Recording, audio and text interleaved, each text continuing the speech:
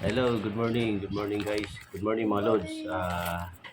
Ako pala si Mr. Gaita, Kuya RB ang tawag sa akin. So, president ng Erosion Riders Club. So ngayon pupunta ako sa bahay nila Juliards Constantino na naghingi ng tulong sa akin sa Facebook, dun sa playlist ko na nagpo-post.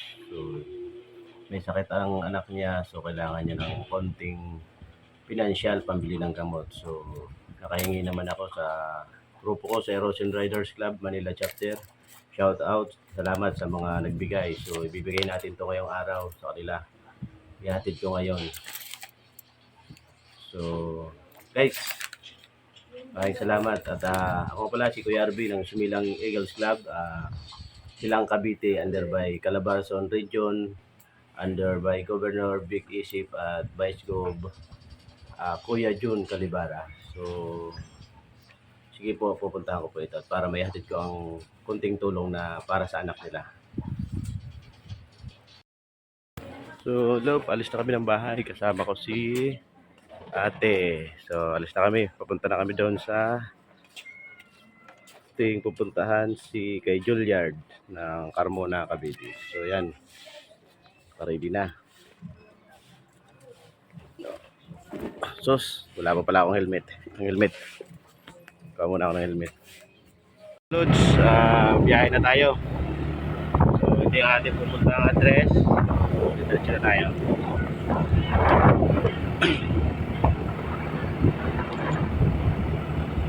Ito na kami sa Carmona. Ayan, kasama ko mga asawa ko. Hahanap kami ng mapagtatanungan kung saan dito itong Barangay 12. Ito. Sa tricycle driver ako magtatanong. So, yung lugar, yung Barangay 12. Boss, saan ba itong Barangay 12? Milagrosa? Barangay 12? Ah. Ano yung Barangay 12? Nag-grocery sa Barangay Bismarck? Wa? May barangay? Barangay 12 lang, Milagrosa.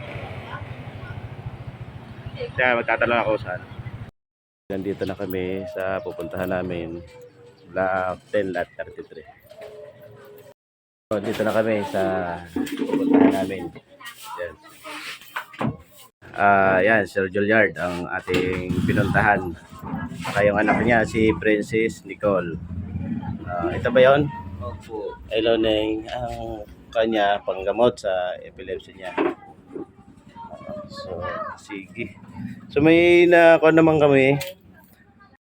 So, ibibigay natin yung ating napag-ipunan noong nakaraang meeting, mga sir, sa IRC.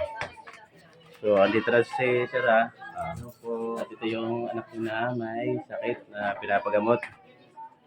May epilepsy. So, mga sir, ihatid ko na po yung pinag-ambag-ambaga natin. So, bali yan dito. Ibibigay natin kay sir na. So, andito po yung pinag-ambag-ambagan nyo. Ibigay natin kay Sir. So, shout out po kay Sir Kev Memong ng Sumilang Eagles Club, dating president ng year 2022. Sir Kev, iaabot ko na rin po ang pinadala nyo pong tulong para kay Princess Nicole. So, actual ko pong ibibigay po kay Sir. Ito na po, Sir. Maraming salamat po. Tingnan lang. Kay Sir Kev. Maraming salamat po kay Sir Kev Memong Ang Sumilang Eagles Club. sa Nilang Eagles Club. Maraming salamat po. Saka- Sana po di po kayo magsasawang tumulong. Saka sa RRC. Tsaka sa Erosion Riders Club Manila Chapter. Okay. Maraming salamat po. Okay, Sir. Salamat po. Nahatid ko na po yung pinag-abaga natin at ang pinadala ni Kuya Kev Memong. So, malaking bagay na rin po para sa pamilya niya, sa anak niya, para pang bili ng gamot. So, sana matulungan pa po natin sila, Sir. Lalo na sa aking club, sa Sumilang Eagles Club. Ilalapit ko po kay Kuya Pres Caparas, bagong presidente ng Eagles Club Chapter 2024. So, sana matulungan din po natin sila. At sa ibang mga Eagles Club, sana matulungan natin po ang anak niyan si Princess Nicole. So, paki-like, comment na lang, saka paki-share na lang po para makabot pa sa ibang club. So, tingin na lang ako sa iyo, sir, nung sa certificate nyo na may kuan, ikaw ako sa club ko. Ano? Okay, sige. Bye muna mga Lods.